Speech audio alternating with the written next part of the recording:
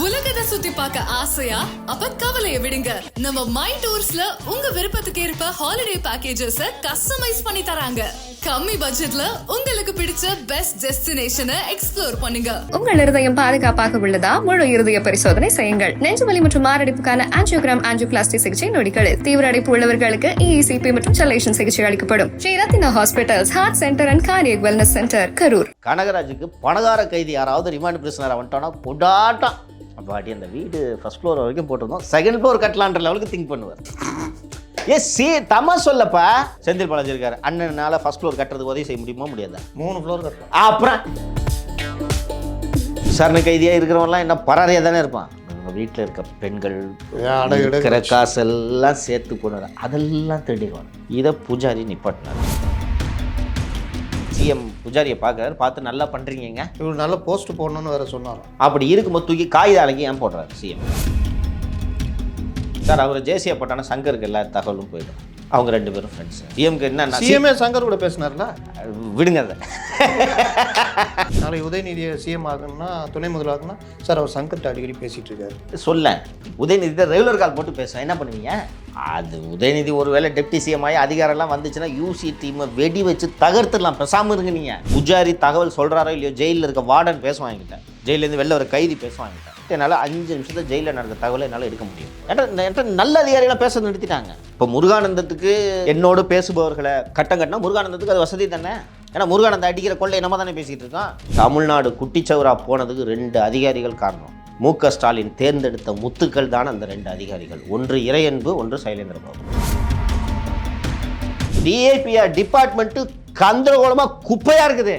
இன்னைக்கு அரசாங்கத்துக்கு சந்திச்சுட்டு இருக்க இவ்வளோ கெட்ட பேர் இல்லை, பெரும் பகுதி டிஐபிஆர் டிபார்ட்மெண்ட்னால. மோகனை மாற்ற துப்பு இல்லை, ஊரை அடிச்சு ஒலையில போடுற மோகனை கூட மாத்துறதுக்கு துப்பு இல்லை. என்ன கவர்மெண்ட் இது?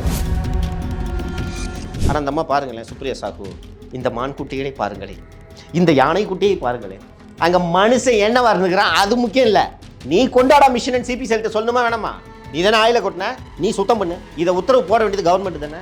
பக்கெட்டில் போய் மீனவன் அல்ல வச்சுக்கிட்டு இருந்தீங்க. போய் தினேஷ் வந்து சார் இவர் தான் சார் சவுக் சங்கர் தகவல் சொல்கிறார் சார், இல்லை பரவிடும் அப்படின்னு சொன்னேன்னா அப்படியே அப்படின்னு சொல்லிட்டு முருகானந்தத்தை கூப்பிட்டு கேட்பாரு. தினேஷ் அப்படி பேசுனதே முருகானந்த் தான், அவருக்கு தெரியாது இல்லை. முருகானந்தத்தை கூப்பிட்டு கேட்டேன்னு ஆமாம் சார்னு சொன்ன உடனே சிஎம் கணக்கு போடாது.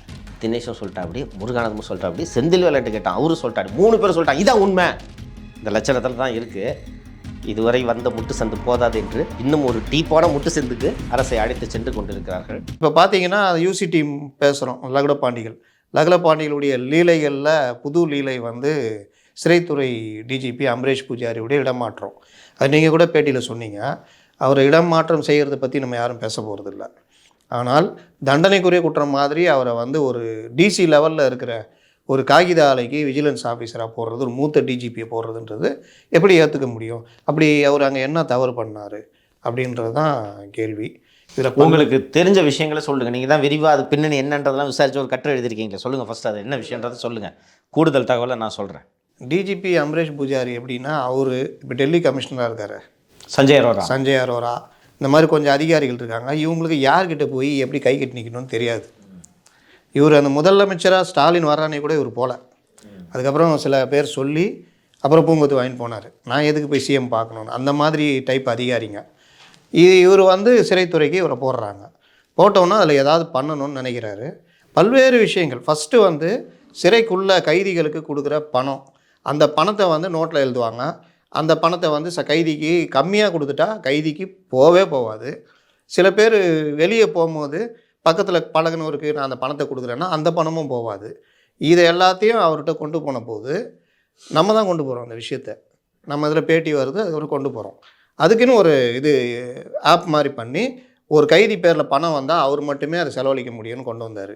இது பெரிய இன்னும் கொஞ்சம் எக்ஸ்பிளைன் பண்ணி சொல்லிட்டேன். அதாவது என்னென்னா இல்லையோ போகிறேன், இப்போது நான் ஜெயிலில் இருக்கேன், என்னை பார்க்குறதுக்கு நீங்கள் வர்றீங்க, வந்த உடனே என்னை பார்த்து முடிச்சுட்டு செலவுக்கு எனக்கு பணம் வேணும்னு சொல்லிட்டு நான் கேட்குறேன். கேட்டோன்னு நீங்கள் என்ன பண்ணுவீங்கன்னா 500 ரூபாய் சங்கர்ன்ற கைதி பேருக்கு அப்படின்னு சொல்லிட்டு கைதிக்கிட்ட நம்ம வந்து நேரடியாக கொடுக்க முடியும். எப்படி கொடுக்க முடியும்? இங்கேருந்து இப்போ பார்க்குறதே அந்த அவ்வளோ தூரம் இருக்கும், அவ்வளோ அந்த இடத்துல தூரம் தான் நின்று போவீங்க. அப்புறம் காசெல்லாம் கொடுத்தீங்கன்னா அப்புறம் என்னென்ன கொடுப்பானுங்க, கஞ்சாலேருந்து எல்லாம்.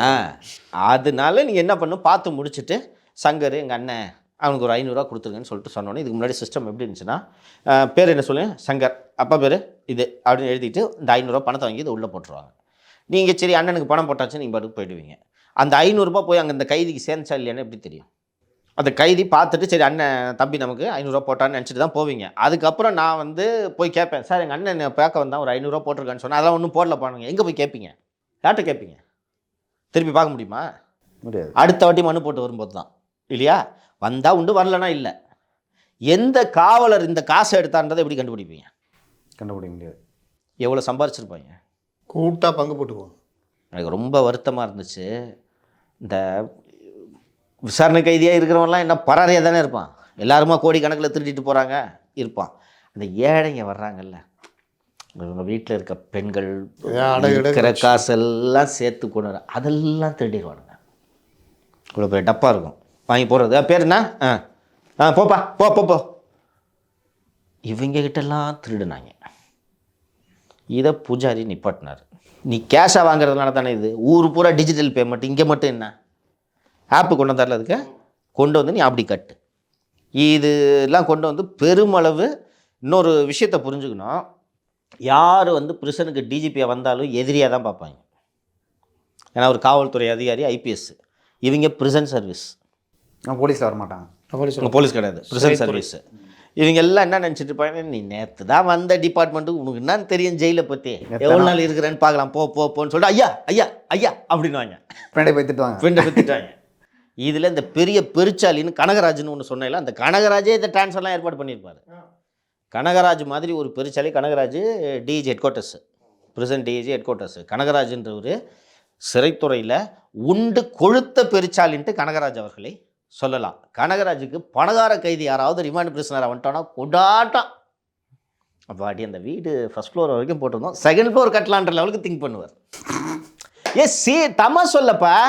சரி இரு, நான் இதை தமா சொல்கிறேன்னு நினைக்கிறேன். இப்போ அண்ணன் இருக்கார் உள்ள, யார்?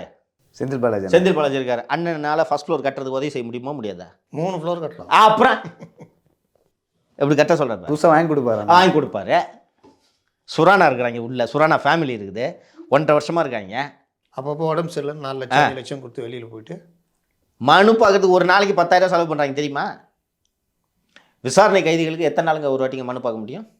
4 டைம் பார்க்கலாம் சார். 2 நாள் வருமோ நினைக்கிறேன்.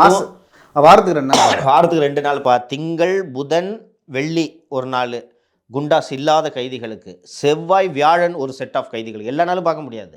சுரானா ஃபேமிலி தினந்தோறும் மனு பார்க்குறாங்க தெரியுமா? தினமும் சூப்பரண்டுக்கு ஜெயிலருக்கு அவங்க ஃபேமிலிக்கு 1 கிலோ காஜு கத்லி தெரியுமா? உண்டு கொளுத்து. இது எப்படி நடக்கும் சொல்லுங்கள்? இப்போ நான் சொல்கிறது ஈஸியாக கண்டுபிடிச்சிடலாம். சிசிடிவி இருக்காங்க. சுரானா ஃபேமிலி மட்டும் டெய்லி இன்னைக்கும் போயிட்டுருக்காங்க. இதெல்லாம் எப்படி நடக்குது? அந்த பெருச்சாலி சொன்னேன்ல, பெருச்சாலின்னு ஏற்பாடு. ஒரு முத்தலீஃப் சொன்னதை விட கூடுதலாக ஒரு தகவல் சொல்கிறேன். ஒரு சில நாட்களுக்கு முன் பிரைப் ஃபார் அட்மிஷன் ஒரு செய்தி வந்து டிடி நெக்ஸ்ட்டில் நமது நண்பர் ரகு பண்ணியிருந்தார். அதாவது சிறையில் ட்ரீட்மெண்ட்டே கொடுக்க மாட்டாங்க நார்மலாக, உங்களுக்கு தெரியும். வெளி ஹாஸ்பிட்டலுக்கு போய் அட்மிஷன் ஆகி ட்ரீட்மெண்ட் எடுக்கிறதுக்கு 50,000 ரூபா கொடுத்தா கொடுப்பாரு. அந்த டாக்டர் ஒருத்தர் கீர்த்திவாசன் ஒருத்தர் இருக்கிறாரு அப்படின்னு சொல்லிட்டு ஒரு செய்தி போடப்பட்டிருந்தது. இந்த செய்தி வந்ததும் இந்த செய்திக்காக ரகு வந்து பிரிசன் டிஜி பூஜாரி கிட்ட பேசுகிறார். சார் இந்த மாதிரி நடக்குதுன்னு சொன்னால் பூஜாரி என்ன சொல்கிறாருன்னா, அந்த பாருங்கள், பிரிசன் ஸ்டாஃப் தான் எங்கள் கண்ட்ரோலு, பிரிசன் டாக்டர் இன்னும் ஹெல்த் டிபார்ட்மெண்ட் கண்ட்ரோலில் இருக்குது. எனக்கு இந்த டாக்டர் வேணாம், வேறு டாக்டர் வேணும்னா நான் எப்படிங்க மாற்றுறது? ஹெல்த் டிபார்ட்மெண்ட் தான் போடுவாங்க அப்படின்னு சொல்லி அந்த பிரிசன் டாக்டர் மேலே ரிப்போர்ட் அனுப்பிச்சார் பூஜாரி. இந்த மாதிரி வசூல் நடந்துகிட்ருக்கு, செந்தில் பாலாஜி ஹாஸ்பிட்டல்லே இருக்கார் அப்படின்ட்டு ஒரு ரிப்போர்ட்டும் போட்டு விட்டார். போட்ட உடனே கீர்த்திவாசன் ஆல்சோ வாஸ் ட்ரான்ஸ்ஃபர்ட். எனக்கு தெரிஞ்சு இந்த தகவல் வந்து சுகாதாரத்துறை செயலர் திரு பேடி அவர்கள் காதுக்கு சென்று அவர்தான் மாறுதலுக்கு உத்தரவு போட்டுள்ளார். பேடிக்கிட்ட இவர் ரிப்போர்ட் பண்ணி பேடி மாத்துறாரு. 3 நாளில் அந்த ட்ரான்ஸ்ஃபர் ரத்தாச்சு தெரியுமா? திரும்பவும் அந்த டாக்டர் வந்தாங்க. அப்படியே அவர் ரிலீவே ஆகலை. 1 வாரம் வேலைக்கு வரல டாக்டர், திருப்பி வந்து அதே இடத்துல ஜாயின் பண்ணிட்டு வேலை செஞ்சுட்ருக்காரு. யார் தலையிட்டிருப்பா? இதை சொன்னது பேடின்ற அடிஷனல் சீஃப் செக்ரட்டரி லெவலில் இருக்கக்கூடிய சுகாதாரத்துறை செயலர். அவர் மாறுதல் உத்தரவு போட்டும் அதற்கு பிறகு இந்த மாறுதல் உத்தரவு ரத்து செய்யப்படுகிறது என்றால் முதல்வரின் செயலாளர் முருகானந்தம் இதற்கு பின்னணியில் இருந்துள்ளார். டிரான்ஸ்ஃபரை ரத்து பண்ணிட்டார்.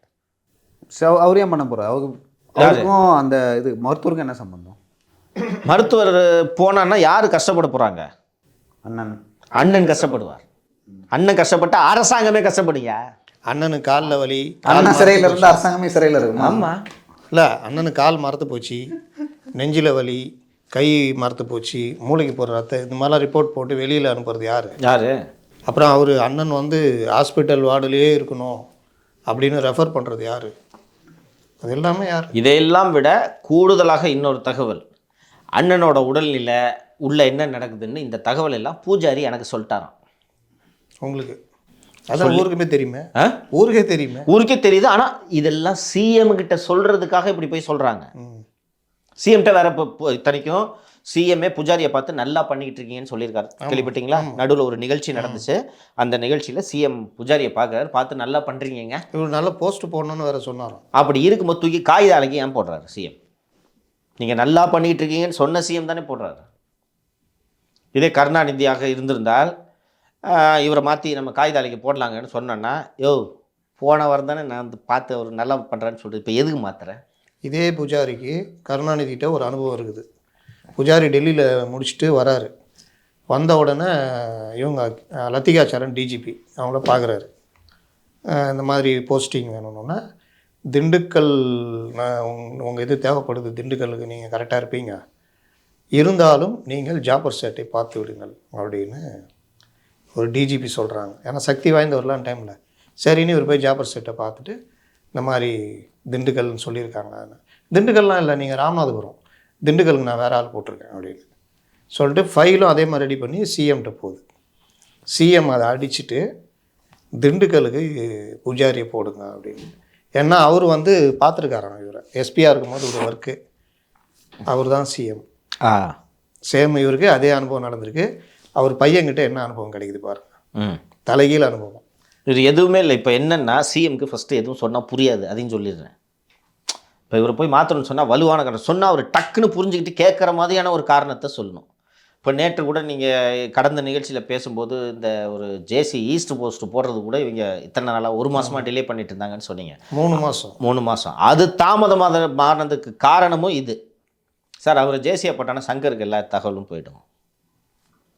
அவங்க 2 பேரும் ஃப்ரெண்ட்ஸு, யாரை காலி பண்ணாலும் சொல்லிடலாம் ஈஸி. இல்லை சீரியஸாக சொல்கிறேன். இதுனா இவ்வளோ பெரிய விஷயமா சிஎம்கிட்ட போய் சொல்கிற அளவுக்கு என் பேர் அப்படின்னு கேட்டால் அதை ஈஸியாக அவர் நம்பிக்கிறார். ஏன்னா அவர் மனசில் பதிய வச்சிட்டாங்க. நாளைக்கு உதயநிதியை சிஎம் ஆகணும்னா, துணை முதல்வராகணும்னா, சார் அவர் சங்கர்கிட்ட அடிக்கடி பேசிகிட்டு இருக்காரு. நான் தான் ரெகுலராக பேசுவேன், ரெகுலர் காலில் பேசுவேன். நான் வாட்ஸ்அப்லாம் கூட கிடையாது, உதயநிதி தான் ரெகுலர் கால் போட்டு பேசுவேன். என்ன பண்ணுவீங்க சார்? அவர்கிட்ட அவர் பேசிகிட்டு இருக்கார் சார். அதனால வேணாம் சார். அது உதயநிதி ஒரு வேளை டெப்டி சிஎம் ஆகி அதிகாரம்லாம் வந்துச்சுன்னா யூசி டீமை வெடி வச்சு தகர்த்துடலாம். பேசாமல் இருங்க நீங்கள். அதுக்காகவே உதயநிதி டெப்டி சிஎம் ஆகும்னா நினச்சிட்டு இருக்கேன். ஆகிட்டு ஹோமை கொடுத்துடணும். ஹோமை கொடுத்தா யூசி டீமை எப்படி பந்தாடுறேன்னு மட்டும் பாருங்கள் நீங்கள். அதற்கு பிறகுலாம் இப்போ சிஎம் வந்து பொம்மை மாதிரி இருக்காரு. நீங்கள் என்ன சொன்னாலும் சார் இப்படி திரும்பி நில்லுங்க, அப்படி திரும்பி நில்லுங்க சார், அங்கே கையை இப்படி தூக்குங்கன்னா செய்கிறார் அவர். எல்லாத்துக்கும் உதயநிதி செய்வாரா? அவருக்கு வேண்டப்படுறதுக்கு செய்வார். எல்லாத்துக்கும்லாம் நீங்கள் அப்படி மெனிப்புலேட் பண்ண முடியாது. இல்லை, இதை ஒரு பேட்டர்னாகவே வச்சுட்ருக்காங்க. யார் போய் ஒரு நல்ல அதிகாரி அவங்களுக்கு எதிராக சங்கரோட பேசுகிறாரு, இது வந்து கேட்சியாக இருக்குது. சிஎம் இதை ஏற்றுக்கிறார். சிஎம்க்கு என்ன, சிஎம்ஏ சங்கர் கூட பேசினார்ல, விடுங்க அதை. இதற்கு பிறகு ஏன் வந்து இதை எளிதாக சொல்கிறாங்கன்னா, யாராவது போய் சொல்லுவாங்க பாருங்கள் யூடியூப்பில் இந்த மாதிரிலாம் இருக்குது அப்படின்னு சொன்ன உடனே இப்போது முருகானந்தமும் தினேஷும் போய் சிஎம் காதில் என்ன சொல்கிறதுனா, சங்கர் அண்ணாமலைகிட்ட காசு வாங்கிட்டு இப்படி பேசுகிறாரு, எடப்பாடிகிட்ட காசு வாங்கிட்டு இப்படி பேசுகிறாருன்னா சிஎம்க்கு அது வசதி இல்லையா? நான் நல்லா ஆட்சி பண்ணிகிட்டு இருக்கேன், எடப்பாடிட்டையும் அண்ணாமலைகிட்ட காசு வாங்கினா ஒருத்தன் இப்படி தான் பேசுவான் அப்படின்ட்டு ஒரு இம்ப்ரெஷன் அவருக்கு ஒரு இமேஜ் இது பதிஞ்சிருச்சு. ஒரு இமேஜ், ஓகே இவன் வந்து பிஜேபிகிட்ட காசு வாங்கிக்கிட்டு நம்ம அரசாங்கத்தை விமர்சனம் பண்ணுறவன், திராவிட மாடல் ஆட்சிக்கு எதிரானவன்ட்டு ஒன்று பதிஞ்சிருச்சு.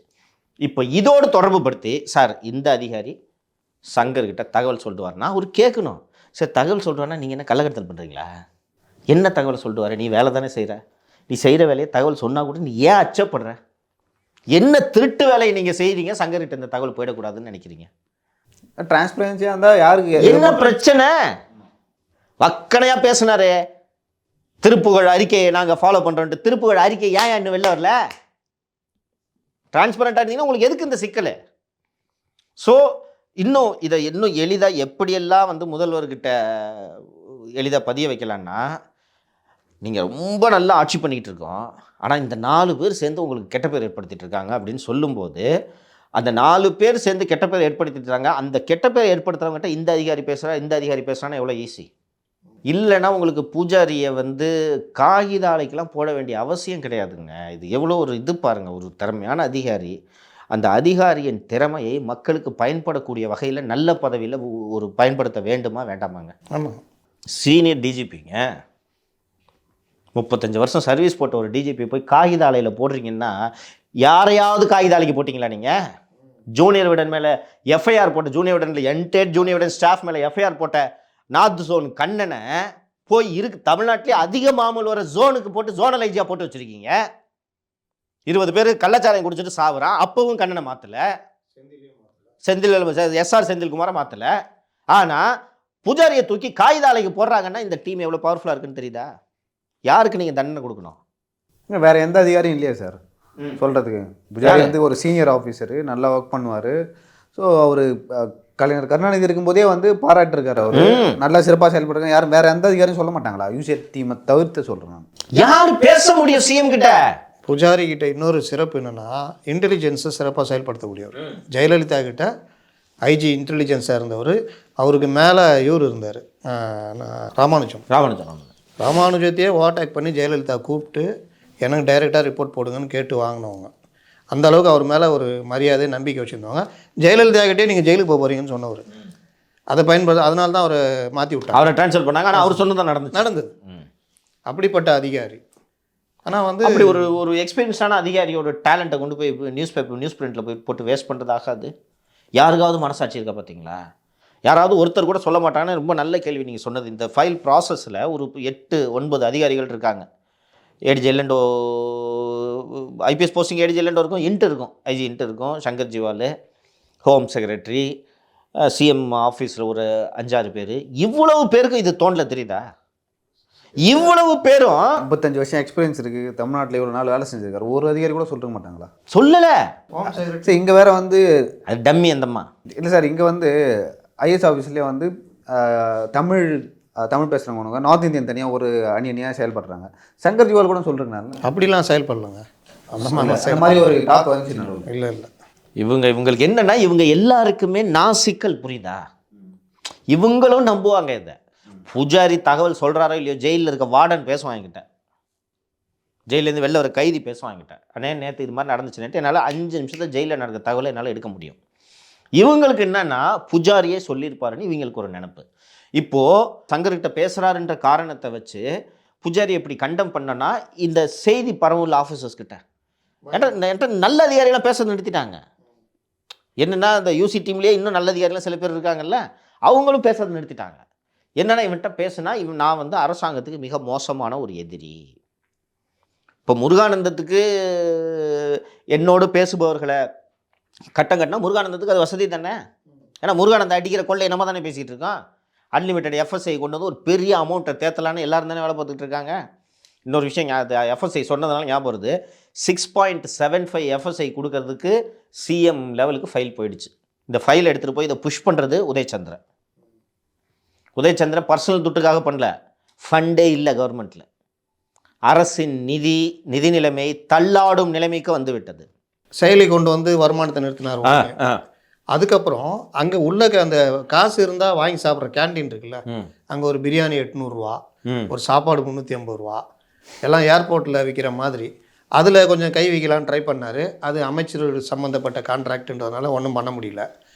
இடமாற்றங்கள் இருக்குல்ல, அந்த சிறை காவலர்கள் சாதாரணமாக 2 லட்சம் 3 லட்சம்ன்ற. நான் கடலூர் ஜெயிலேருந்து வந்த உடனே சொன்னேனே முத்தலீஃப், வார்டு டிரான்ஸ்ஃபருக்கு 1 லட்ச ரூபா 1.5 லட்ச ரூபா வாங்கி, இதுதான் முதல் முறை சிறைத்துறை வரலாற்றில் மந்திரியை நேரடியாக வாங்கினான்னு சொன்னேன். இவர் கவுன்சிலிங் வச்சு அந்த டிரான்ஸ்ஃபர்லாம் போட்டுட்டார். இவர் கவுன்சிலிங் வச்சு எங்கே காலி இருக்குதோ அதை பைசா செலவு இல்லாமல் அதை பண்ண ஆரம்பித்தார். அதுக்கப்புறம் இந்த கீர்த்திவாசன் மேட்டர் நீங்களே சொல்லிட்டீங்க, அதில் கடுமையான கோபம் வந்துச்சு. செந்தில் பாலாஜி இருக்கிற அந்த பிளாக்கு நீங்களே எழுதியிருப்பீங்க உங்கள் இதுலேயே, கைதிகளை கண்காணிக்கிறதுக்கு விஜிலன்ஸ்னு தனி விஜிலன்ஸ் ஸ்குவாட் இருக்குது. அந்த ஸ்குவாடை வந்து இவர் போயிட்டு, நீங்கள் எதுக்கு செந்தில் பாலாஜி டெய்லியும் ஒருத்தர் 2 பேர் சேர் போட்டு உக்காந்துக்குவாங்களாம், அப்போ நீ எதுக்கு இதெல்லாம் இது பண்ணுறீங்க அப்படின்னு அவங்கள வந்து போக சொல்கிறது. இவர் வந்து இல்லை கண்காணிக்கணும் அப்படின்னு சொல்லியிருக்காரு. இதில் வந்து அவர் கோபம் வந்துச்சு. அது ஒரு பார்ட்டு. சில கான்ட்ராக்டுகள் வந்து இவர் சைன் பண்ண மாட்டேன்ருக்கார். அதில் வந்து அமைச்சருக்கும் இவருக்கும் ஏதோ பிரச்சனைலாம் ஓடி அது பெரிய சிக்கல் ஆகியிருக்கும் என்று நினைக்கிறேன். என்ன காரணம் என்றால் இந்த அரசு வந்ததிலிருந்து சிறை கான்ட்ராக்டை எடுத்து செய்கிறது யாருன்னு கேட்டிங்கன்னா கரிகாலன். எந்த கரிகாலன் தெரியுதா? செக்மேட். கரிகாலன் வந்து செய்கிறார். கரிகாலனுக்கு தான் அந்த கான்ட்ராக்டை கொடுக்கணும்னு நேராக போய் கெஞ்சி அதை வாங்கி கொடுத்தது துரைமுருகன். யாருக்குன்னு போய் கேட்டிருக்காரு, என்னோட சொந்தக்காரனுக்குன்னு சொல்லி கான்ட்ராக்ட் கேட்டு வாங்கி கரிகாலன்ட்ட கொடுத்துட்டாரு. மாதம் மாதம் யார் காசு தருவா? இல்லாமல் யாருக்கும் அவ்வளோ நெருக்கமாக இல்லைன்னா ஏன் போய் ஒரு சீனியர் மினிஸ்டர் போய் அங்கே கேட்கணும்? ஸோ அதோட நீட்சியாகத்தான் வந்து இது எல்லாத்தையும் சேர்த்து மொத்தமாக இவரை முடிச்சிடலாம் அப்படின்னு இது இல்லாமல் அந்த சிறைத்துறையில் டாக்டருங்க வந்து வர்றதே கிடையாது இல்லையா? எனக்கு என்னென்னு வர்றது, இதுக்கு பயோமெட்ரிக் கொண்டு வந்திருக்காரு. இதுவும் ஒரு முக்கியமான காரணம். டாக்டர்ஸ் எல்லாத்துக்கும் பயோமெட்ரிக் கொண்டு வந்தோம். இங்கே டாக்டருங்களுக்கு கஷ்டம். நான் எவ்வளோ ராஜா மாதிரி இருந்துட்டு இருக்கேன். நான் என்ன போய் பயோமெட்ரிக்கு டயத்துக்கு வான்னு சொன்னேன்னா என்ன இருக்குது? இன்னொன்று, டாக்டர்ஸ் எப்போவுமே டியூட்டியில் இருக்கணும். முத்தலி சிறையில் இருக்க மாட்டாங்க, வரவே மாட்டாங்க. டாக்டரோட வேலை சிறையில் நீ எப்பவும் டியூட்டியில் இருக்கணும். எம்என்ஏ தான் இருப்பாங்க, மேல் நர்சிங் அசிஸ்டன்ட்னு அவங்க தான் இருப்பாங்க. அவங்களுக்கு என்ன எது கேட்டாலும் இந்த பேரசிட்டமால் தூக்கி அட்டிப்பாங்க. சாப்பிட்டு போ அப்படி. சார் வயிற்றுலிக்கு சார், இந்தா சார் ஜுரம், அதே மாத்திரை பேரசிட்டமால். அப்புறம் சத்து மாத்திரைன்னு சொல்லி கொடுத்தாங்க. நான் கடலூர் ஜெயிலாக இருக்கும். என்னென்னு பார்த்தா பிகாசெல்ஸ், இந்த சத்து மாத்திரை. தலைவலி, காய்ச்சல், உடம்புலி எது சொன்னாலும் பேராசிட்டமால் 2. அதை கொடுக்கறதுக்கு எதுக்கு டாக்டரு? எம்என்ஏ போதும்னு சொல்லிட்டு வச்சுருந்துப்பாங்க. ஸோ இவர் அதையும் ஸ்ட்ரிக் பண்ணியிருக்காரு. இது இல்லாமல் இதெல்லாம் கோபம் வர வைக்கப்பட்ட செயல்கள். சிறையில் சீர்திருத்தன்றது பார்த்தீங்கன்னா லைப்ரரி கொண்டு வந்தது. புக்ஸ் எல்லார்ட்டையும் வாங்கி உள்ள அங்கங்கே லைப்ரரி பண்ணுது. சிறை கைதிகளுக்கான சீர்திருத்த வேலைகள். அப்புறம் முதல்ல கொண்டு வந்தது அவங்க மன அழுத்தத்தை குறைக்கணும்னா கொஞ்சம் பேசணும். மனு போட்டு பார்க்குறது என்றைக்கோ ஒரு நாள் வாட்ஸ்அப் காலில் பேசுறதுக்கான வசதி ஏற்படுத்தி கொடுத்தாரு. அதில் ரொம்ப பேர் சந்தோஷப்பட்டிருக்காங்க, கைதிகள், அவங்க உறவினர்கள்லாம். இப்போ லேட்டஸ்ட்டாக வந்து அந்த இது வீடியோ கால் மூலிமா பேசுறதுக்கான ஏற்பாடு பண்ணியிருக்காரு. இது இல்லாமல் எல்லா சிறைகள்லேயும் அந்தந்த சிறைக்கு ஸ்பெஷல் இருக்கும். வேலூர்னா ஷூ தயாரிக்கிறது, திருப்பூர்னா ஆடைகள் தயாரிக்கிறது, இந்த மாதிரி எல்லா சிறை கைதிகள் தயாரித்த பொருட்கள்லாம் அங்கங்கே சிறைச்சந்தைன்னு திறந்து ஒரு பெரிய மார்க்கெட்டிங் இதாக மாறிச்சு. அது வந்து ரொம்ப கம்மி விலையில் போலீஸு, பொதுமக்கள் எல்லாம் வாங்கிட்டு போனாங்க. இந்த மாதிரி எந்த விஷயம் பண்ணால் பிடிக்குமா கவர்மெண்ட்டுக்கு? இது எல்லாம் சேர்ந்து வச்சு இந்த அவனுக்கு தண்டனை போ அப்படி என்னென்னா நிச்சயமாக சிஎம்க்கு இது தெரிஞ்சிருக்காது. இந்த அதிகாரிகளாக சேர்ந்து எடுக்கும் முடிவு தான். அந்த 4 லகுடபாண்டி அதிகாரிகள் சேர்ந்து அரசாங்கத்தை இந்த அளவுக்கு குட்டிச்சோறு பண்ணிகிட்ருக்காங்க. இப்போது சமீபத்தில் ஒரு செய்தி கேள்விப்பட்டேன். திரு சிவி சண்முகம், அதிமுக ஆட்சியில் திரு சிவி சண்முகம் சிறைத்துறை அமைச்சர், சைலேந்திர பாபு கூடுதல் டிஜிபி. அரசு கொள்கை முடிவெடுத்து அண்ணா பிறந்த நாளுக்கு ஒரு 30 கைதி விடுதலை பண்ணலான்ட்டு முடிவெடுத்துடுறாங்க. விடுதலை பண்ண அரசாணை வெளியே வரப்போகிறது. சைலேந்திர பாபுக்கு தான் மைக்கை பார்த்தா கையில் பரப்புற நடுங்கும் இல்லை. மைக்கை பார்த்த உடனே இந்த மாதிரி நான் இந்த வருஷம் இத்தனை பேரை ரிலீஸ் பண்ண போகிறோன்னு சொல்லிட்ட உடனே டிவியில் பார்த்துன்னுக்கிறார் சண்முகம். அவனுக்கு ஃபோனை போடு. அவருக்கும் அதுக்கு என்ன சம்மந்தம் இருக்குது? அவர் சட்டத்துறை அமைச்சர் இல்லை இல்லை சைலேந்திர பாபுக்கு சிறை கூடுதல் டிஜிபி. அப்போ சிவி சண்முகம் அமைச்சராக போது சைலேந்திர பாபு கூடுதல் டிஜிபி பிரிசனு சிறை. அவர் மாதிரி பேட்டி கொடுத்தோன்னே அவனுக்கு ஃபோனை போட்டுன உடனே யார் கவர்மெண்ட் நீ அனௌன்ஸ்மெண்ட் வெளியிடுற அப்படின்னு சொல்லிட்டு மறுநாள் ட்ரான்ஸ்ஃபர் சிவி சண்முகம் பண்ணார். எஸ், ஜெயலலிதா போய் சொல்லியே பண்ணியிருக்காரு. ஜெயலலிதா போயா இல்லை ஒரு எடப்பாடி இருக்கும்போது தான் தெரில. அதெல்லாம் அந்த மாவத்துக்கும் இப்படி வச்சுருக்கணும். பேட்டியாக கொடுத்துட்டு சைக்கிள் ஓட்டிக்கிட்டு பேட்டி மட்டும்தானே கொடுத்துட்டு இருந்தார். அதை வச்சுக்கிட்டு வேடிக்கை தானே பார்த்தாரு. எந்த பாதிக்கப்பட்ட பகுதியும் போல. தமிழ்நாடு குட்டிச்சவரா போனதுக்கு 2 அதிகாரிகள் காரணம். மு.க. ஸ்டாலின் தேர்ந்தெடுத்த முத்துக்கள் தான் அந்த 2 அதிகாரிகள். ஒன்று இறையன்பு, ஒன்று சைலேந்திர பாபு. இறையன்பு ஒரு நல்ல போஸ்ட்டுக்கு போகணுன்னு ஏதோ ஒரு போஸ்ட்டுக்கு பரிந்துரை செஞ்சுருக்காங்க கலைஞர்கிட்ட. யார் அப்படின்னா யோ அவன் புலவன், அவர் சொல்கிறது கேளு, அவரோட அசஸ்மெண்ட்டை பாருங்கள். அவன் புலவையன், நல்லவர், அவர் மேலே ரொம்ப மரியாதை உண்டு. நீ எழுத்தாலே அந்த வேலையை பாரு, அவனை இந்த வேலைக்கு போடக்கூடாது. அதனால தான் இவர் திரு இறையன்பு சீஃப் செக்ரட்டரி ஐஏஎஸ் அதிகாரிகளை விரட்டுற வேலைக்கு பதிலாக கடிதம் எழுதுறது எல்லாருக்கும். பார்த்தீங்களா? இவர் சைக்கிள் ஓட்டுன சுற்றுறது. சிஎம் இருக்கும்போது நீ பேசலாமா, தலை இருக்கும்போது வாழ ஆட்டலாமா? அந்த சிவி சண்முகத்தை அந்த கோவம் வந்துச்சு பார்த்தீங்களா? சும்மா பார்த்துட்டு இருக்காரான், டிவியில் இப்படி பார்த்துட்டே இருக்காரான். சைலேந்திர பாபு அண்ணா பிறந்த நாளே முன்னிட்டுன்னு சொன்ன ஃபோனை போட்டு யார் முதல் நீ எதுக்கு சொல்கிற? போ, மறுநாள் ட்ரான்ஸ்ஃபர் பண்ணிட்டு தான் மறுவேலை. அப்படி பண்ணாதாங்க அதிகாரிகளுக்கு பயம் இருக்கும். இங்கே எத்தனை பேரை மாற்றிருக்காரு சிஎம்? அப்போ எப்படி அதிகாரி மதிப்பான்? ஸோ அவர் கேட்குறத செஞ்சு கொடுத்துட்றாங்க. இது வேணுமா, இது அவருக்கு பிடிச்ச மாதிரி விஷயங்களை சொல்கிறது. சிஎம் இப்படி இருக்கிறாருன்னா, சார் இது இந்த ரிசோர்ஸஸ் எல்லாம் தம்பி மாநாட்டுக்காக இப்படி திருப்பி விடலான்னா சிஎம் அப்படியா திக்குத்தாயா யூசி வேணுன்றது அப்படின்னு போவார். அவ்வளோதானே. இப்போ சிஎம்க்கு இதெல்லாம் வேணும். சிஎம்க்கு என்ன வேணும், அந்த இது கொடுக்கணுங்க, இந்த 6000 ரூபாய் கொடுத்துருங்க, மாநாட்டுக்கு மந்திரிங்கள்லாம் அங்கே போகணுங்க, இவ்வளோ தானே. இந்த ரெக்குவயர்மெண்ட்ஸை செஞ்சு கொடுத்துட்டா சிஎம்க்கு வேறு ஏதாவது இன்ட்ரெஸ்ட் இருக்க போதா? சிஎம்க்கு என்ன நாட்டு மக்கள் நல்லா இருக்காங்களான்னு அக்கறையா? இதை அவருக்கு வேண்டியதை இதை செஞ்சு கொடுத்துட்டு சிஎம் கிட்ட சார் எல்லாம் சந்தோஷமாக இருக்காங்க சார், பிரமாதமாக இருக்குது சார்னு சொன்னோன்னா அவர் பாட்டுக்கு அவர் இஷ்டத்துக்கு போயிடுவார். கோயம்புத்தூரில் ஒரு ப்ரோக்ராம் இருக்குது சார், மக்களுடன் முதல்வர் சார். முதல்வர் சார் அங்கே போயிட்டு நீங்கள் போய் பேசிட்டிங்கன்னா இமேஜ் அப்படியே இப்படி ஆகிடாங்க சார். சிஎம்மோட குடியரசு தின விழா ஃபங்க்ஷன், அந்த ஃபங்க்ஷனுக்கு இல்லாமல் டிஐபிஆர் டைரக்டருக்கு போய் மனைவியோட ஜோடியாக போய் அங்கே வந்து சுதந்திர தின விழா கொண்டாடுறாரு. அவனை மாற்றுறதுக்கு துப்பு இல்லை உங்களுக்கு. எப்படி பயப்படுவா? பர்மிஷன் வாங்கிட்டு போனார்ன்றாங்க. பர்மிஷன் எப்படிங்க கேட்பீங்க நீங்கள்? பர்மிஷன் கேட்கறதுக்கு எப்படி துணிச்சல் வருது? ஜெயலலிதா இருந்தால் கேட்டுருப்பீங்க. டிஐபிஆர் டிபார்ட்மெண்ட்டு கந்தரகோலமாக குப்பையாக இருக்குது. இன்னைக்கு அரசாங்கத்துக்கு சந்திச்சுட்டு இருக்க இவ்வளோ கெட்ட பேர் இல்லை, பெரும் பகுதி டிஐபிஆர் டிபார்ட்மெண்ட்னால. மோகன மாத்த துப்பு இல்லை. எப்படி மதிப்பாங்க அதிகாரிங்க உங்களை? ஊரை அடிச்சு உலையில போடுற மோகனை கூட மாத்துறதுக்கு துப்பு இல்லை. என்ன கவர்மெண்ட் இது? சிஎம்மோட பையன் அசம்பிளியில் பேசுகிறாப்படி, அந்த பையனோட ஸ்பீச் மீடியாவுக்கு போலங்க. என்ன ரீசன் தெரியுமா? ஸ்போர்ட்ஸ் டிபார்ட்மெண்ட்டுக்குன்னு தனியாக பிஆர்ஓ இல்லையா? கேள்விப்பட்டீங்களா எங்கேயாவது? இதனால் ஸ்பீச் மீடியாவுக்கு போல தெரியுமா? யார் பொறுப்பு? இதுக்கு மோகன் தானே பொறுப்பு. சின்னவரும் கண்டுக்கிறது. அதுதான் காரணம். சின்னவரோட அக்கறை வேற விஷயங்கள்ல இருக்கும். இதெல்லாம் பார்க்கறதுக்கு அவருக்கு வேலை. ப்ரொபகண்டா மெயின்ல இந்த லட்சணத்தில் இருக்கு. ஃபேக்ட் செக்கிங் யூனிட் இந்த மாதிரி ஏடா குணமாக போட்டு கவர்மெண்ட்டுக்கு கெட்ட பேர் எடுத்து விட்டது யார்? டிஐபிஆர் தானே. ஆமாம்.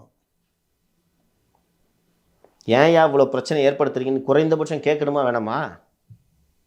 அதையும் கேட்கறது இல்லை. எந்த அதிகாரி பயப்படுவான்? அதுதான் தமிழகத்தை பீடித்து கொண்டிருக்கும் ஒட்டுமொத்த பிரச்சனைகளுக்கும் காரணம். இன்னொன்று, இந்த அதிகாரி வந்து யாராவது ஒருத்தர் மேலேருந்து இந்த அதிகாரிகளுக்கெல்லாம் வண்டி மாடு ஓட்டுற மாதிரி எப்படி போச்சு ஹாய் ஹாய் நீ தட்டி தட்டி ஓட்டிக்கிட்டே இருக்கணும். ஃப்ரீயாக விட்டா மாடுங்கிட்டு போயிட்டு குறைச்சாச்சிடும் வண்டியை. அவங்கள விரட்டுறது தான் இந்த அரசியல்வாதிகளோட வேலை. வெள்ளத்தில் அதுன்னு நடந்தது, சென்னை வெள்ளத்தில்.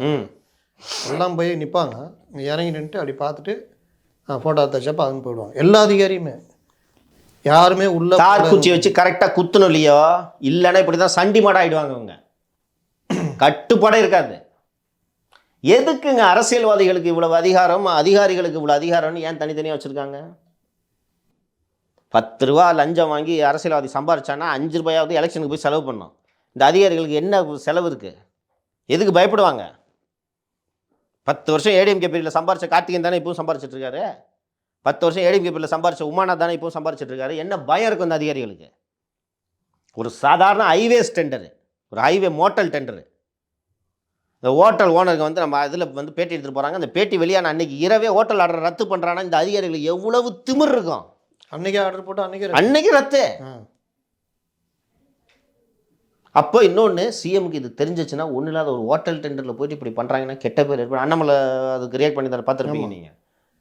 இது மாதிரி ஆச்சுன்னா கெட்ட பேர் ஆகணும் சிஎம் தலையிடணும் இல்லை. சிஎம்க்கு இது தெரியாதுன்ற திமிரு தானே இவங்க அதை செஞ்சுட்டு இருக்காங்க. அவங்க கோர்ட்டுக்கு போனாங்கன்னா பிரச்சனை வேறு மாதிரி போய்டும்ல. கோர்ட்டுக்கும் போய் இவங்க என்னென்ன பண்ணுவாங்க தெரியாது அவங்களுக்கு. கோர்ட்டில் போய் இல்லாததையும் பொல்லாததையும் பொய்யாக புழுவ இல்லையா? அதுக்கு தானே அங்கே கோர்ட்டுக்குன்னு நிலைவத்துவான்கள் வச்சுருக்காங்க. இது என்னது, அந்த ரேஸுக்கு என்ன அனுபவம்னு சொன்னாங்க? கோர்ட்டில் போட்டு அனுபவம்.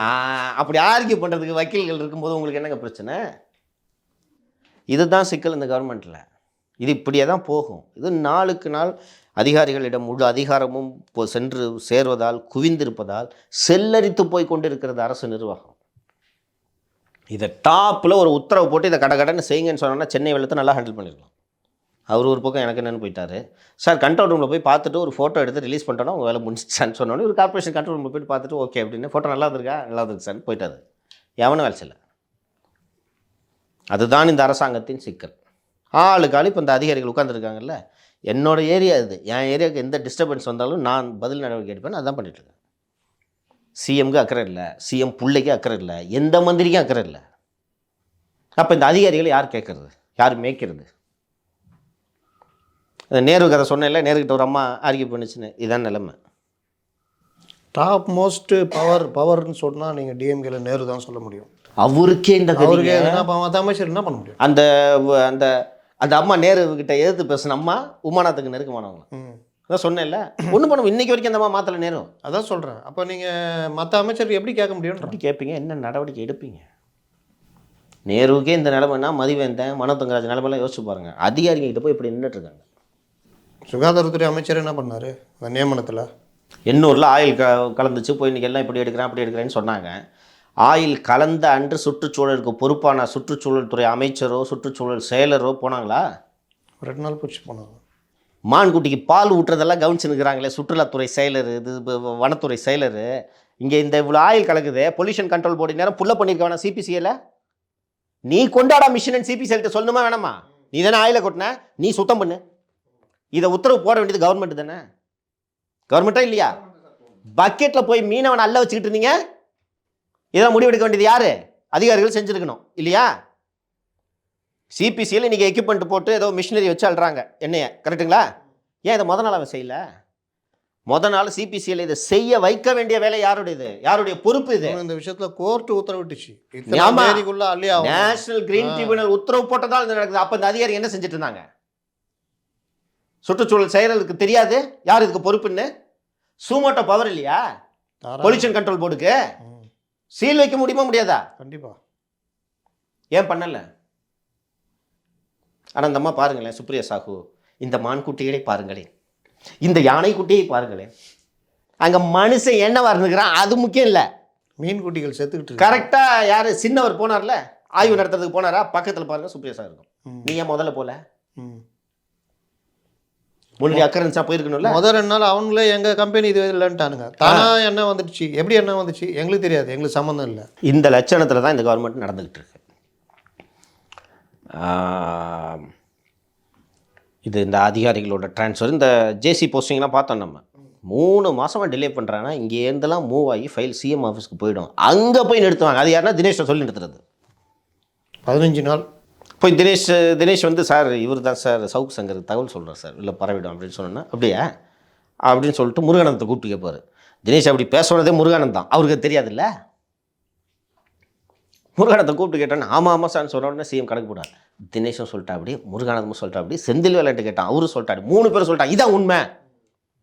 இந்த லட்சணத்தில் தான் இருக்குது. இதுவரை வந்த முட்டு சந்து போதாது என்று இன்னும் ஒரு டீப்பான முட்டு சந்துக்கு அரசை அழைத்து சென்று கொண்டிருக்கிறார்கள். இளைஞரின் மாநாட்டெலாம் முடிட்டோம். எத்தகைய முட்டு சந்தை என்பது அப்போது தெரியும், அப்போது விரிவாக பேசுவோம். சரிங்க சார், ரொம்ப நன்றி. தேங்க்யூ.